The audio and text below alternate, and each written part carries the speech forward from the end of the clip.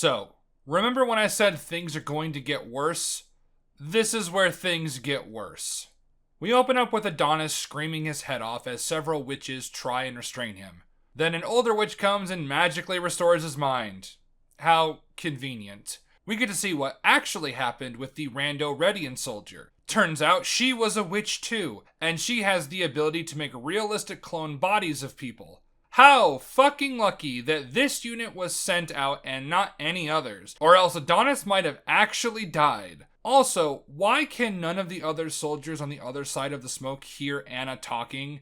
It's really fucking stupid when shows and movies do this. Sound is not magically cancelled out when people can't see other people on screen. Hell, why is Anna even bothering with an explanation? Just get him out of here before anyone else is sent out or the smoke dies down.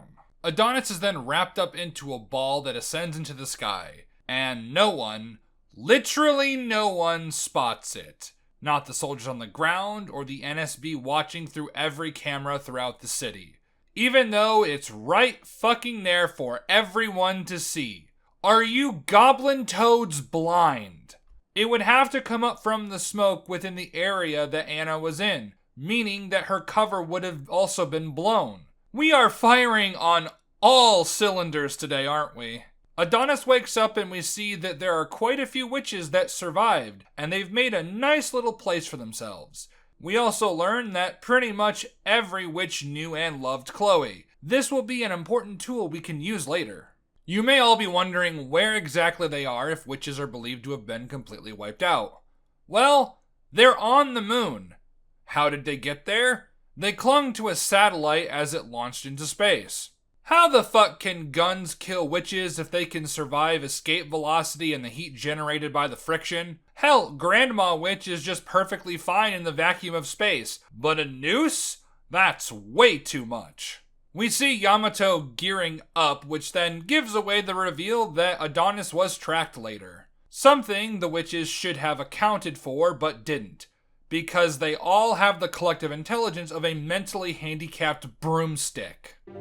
You see, science revealed man's true nature. Ah yes, the age-old nonsense talking point of science bad. And this isn't just Grandma Witch's warped perspective after the atrocities. The show has gone out of its way to show and state this. Perhaps God created a spherical world for humans, with sights obscured beyond its horizon, because he foresaw and mourned for their future. Then your God is a retard who screwed you over. Humans are shackled by their mortal expressions. It's always darkest before the dawn. The opposite of love is indifference. But in spite of these sayings, the truth of the matter is that the sky brightens as dawn approaches, and the opposite of love is obviously hate. Shut the fuck up with your pretentious pontificatings on the nature of humanity. You're not saying anything of value. We're not talking about how humanity's will to survive can be taken advantage of to serve the need of a corrupt few. It's just incoherent ramblings with the nonsense conclusion of humans bad. So, last time we talked about some bad world building with the magic canceling device, but now we come to our first piece of broken world building. Grandma Witch takes Adonis to a magic tree with the power to resurrect witches. It is the only tree in existence that can birth and rebirth witches. Now, you may be asking yourself the very important question of, if this tree can resurrect any witch, why haven't they done so with Chloe? Well, we do get an explanation. What you know as magic is merely taking thought and granting it tangible form in the material world. What would happen to memories? Memory is life itself. All it would take is a stroke from your quill. You could seal your memories of Chloe within the witch up there. Okay, but if that's the case, couldn't you guys do that with your magic? If magic is simply manifesting memories, then it should be easy for someone with far more practice and experience. Or can resurrecting witches only happen with a quill and written style magic? Or can resurrecting witches only happen with a quill? That doesn't really make any sense, since episode 2 established the quill is just a conduit because Adonis is human and can't use magic naturally. With a unique quill as a conduit. Witches don't need that because they're naturally magic. But even if that is the case, why do you need Adonis? Couldn't you have just taken the quill? You all knew and have memories of Chloe, so Adonis is unnecessary. My overall point here is that the rules that have been presented don't require Adonis or even a quill, meaning that most, if not all the witches that have died could have been brought back by now, including Chloe. And this is very important because the witches plan to bring Chloe back to make more quills and give them to human slave children as a means to start a war with humanity. This is so fucking stupid. First off, not a single witch besides Chloe ever figured out how to make a quill. Not a single witch ever figured out how to make even something similar. Again, the quill is a conduit for magic. You cannot sit here and tell me no one ever made something similar. You cannot tell me that none of the witches here even bothered to try and make something similar if this was their plan all along. Going to the child soldier portion of this plan, the amount of time required to make the quills, capture the kids, and train them would be better spent waiting until your population recovers. You have all the time in the world to figure these things out. The Redians have no idea that you're still alive at this point. There's also the fact that many of these children would use their newly acquired abilities to fight back or even join the humans out of resentment for being forcefully taken away from their families by the very people they've likely been raised to despise. And none of this at all addresses the magic canceling machines that Redia has. A retaliation from the witches would easily justify using them again. This leads me to believe that witches have no idea they existed, despite the fact that we know some witches know about them.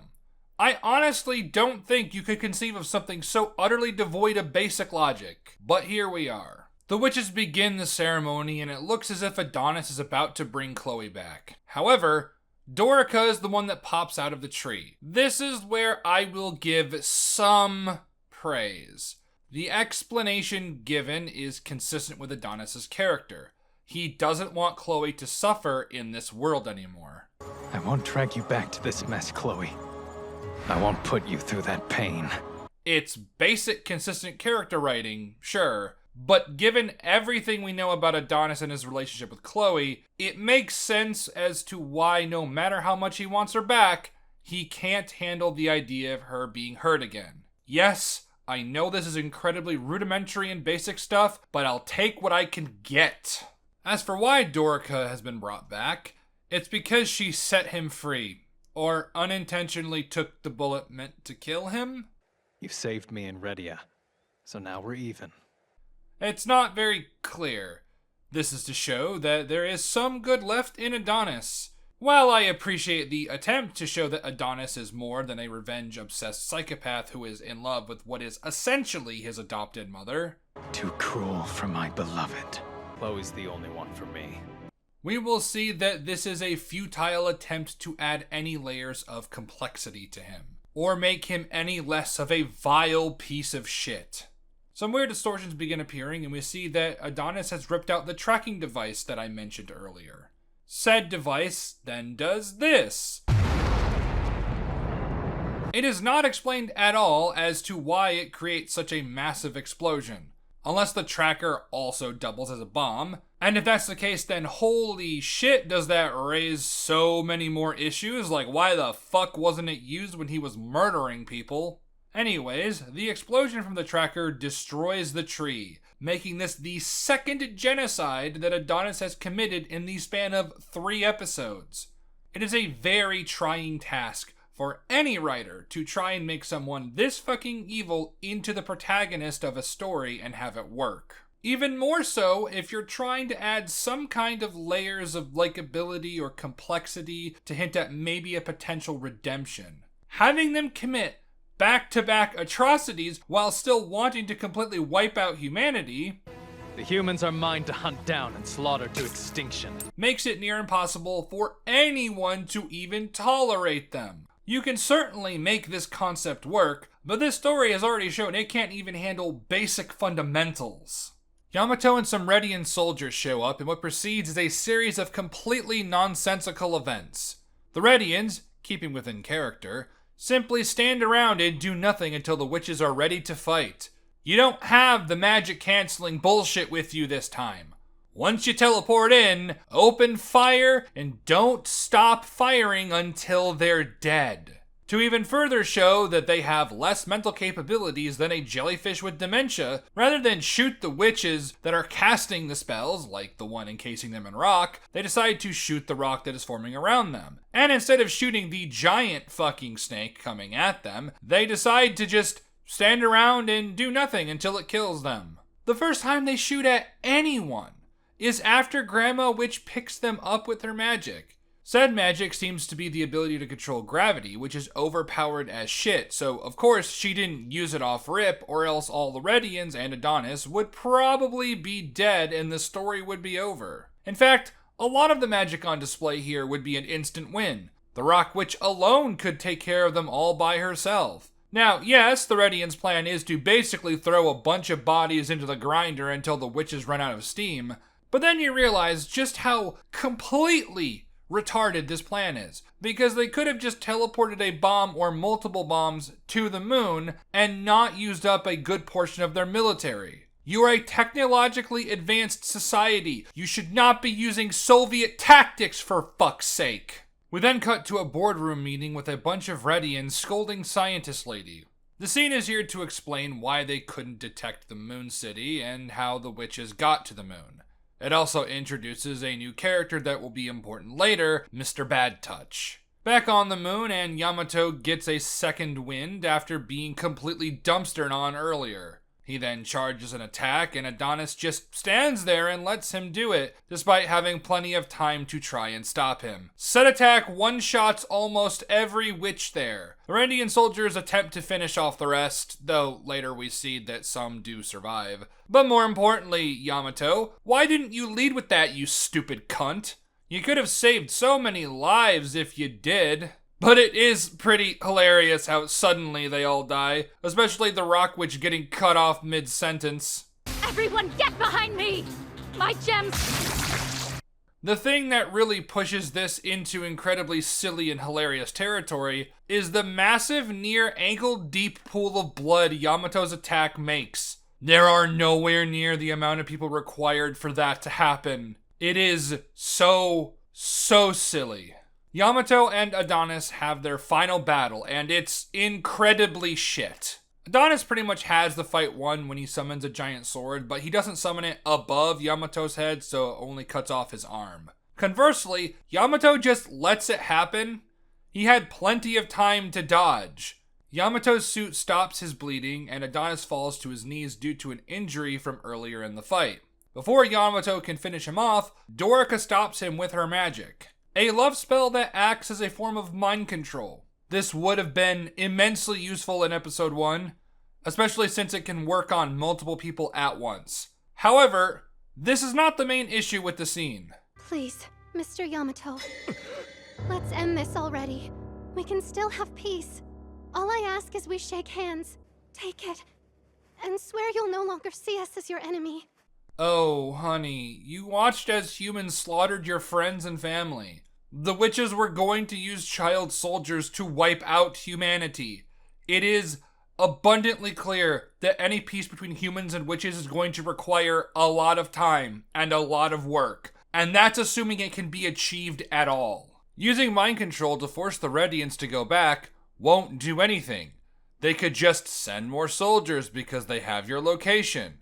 There's naivete, and then there's abject stupidity. I know shitty writers conflate them, but I assure you they are not the same.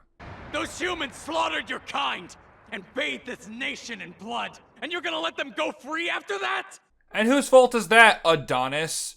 You brought them here to begin with, retard. Yamato pushes through the spell and attacks Dorica. He, for some reason, drops his weapon despite never being told to do so. Yamato then beats the shit out of her before she increases the power of her spell to make him stop. Before he can comply with any of her demands, though, Adonis kills him. I've decided not to show you this scene because I don't want this video demonetized. There's no filters over it, nor is it silhouetted like some of the other kills. Then again, the rules of YouTube are inconsistent, but I'm not taking any chances. I will simply say Yamato gets stabbed through the head. Adonis then asks her to join him. Not sure why he thinks she would after he destroyed the tree and thus making witches an extinct species. We then hard cut to the Emperor, who is actually under a love spell. The Queen tells the Emperor to take a big step down, and it turns out the Queen herself is a witch. More specifically, or at least this is what's being implied, she is an alternate universe version of Dorica, Dorothea. She was the one behind the witch hunts because they posed a threat to her. There's also some shit about Adonis being an incarnation or whatever. That will be something we talk about later. For now, we go back to the moon. Dorica, of course, refuses his offer, so he decides to kill the remaining Redians. After they're all dead, he rips off Yamato's face and uses his magic to alter his voice. Man, written style magic sure is convenient. It can change the size of an object, summon massive golems, create miniguns. The magic code thing can be used as a shield and as a weapon. It can power up attacks, and now it can change one's voice. Anything the plot requires to move forward, it can do. Adonis contacts the Redians and tells them to teleport him out. Scientist Lady sees through the obvious lie, as Yamato doesn't have red eyes and the camera is suspiciously too close to his face. We then learn that everything that happened on the moon was indeed all part of Adonis' plan to escape. Disguising yourself as one of the fallen soldiers, you deceived the humans for your escape, sacrificing both man and witch in the process. Great plan. However, if anyone acted like a semi-intelligent being, your plan would have very likely shit the bed. I mean, hell, if the witches found and removed the tracker, like they fucking should have, they'd be better prepared. Just hide out on an exposed part of the moon where the Redians can't go while having the quill on them. They could then study it later and figure out how to make one themselves. Why is does retarded? I'm sorry. You can't make this psychopath remorseful about getting the witches killed when he purposefully ensured they'd be killed and remain extinct, and did so with a smile on his face. Adonis and Dorica are teleported. However, the Redians are prepared with a firing squad and our episode ends with gunfire. If we weren't in clown territory before, we sure are now. It is mind-blowing the amount of complete horseshit that continuously piles up to create something so hilariously awful. And the fact that the show is really trying to add layers to Adonis' character by showing some sense of honor or remorse, all the while consistently portraying him as a violent psychopath who committed back-to-back genocides. And trust me when I say this fact is not brought up enough. Characters are consistently retarded and the plot has shit itself into oblivion by this point. It is unrecoverable. And the bitch of it all, we're only about halfway done.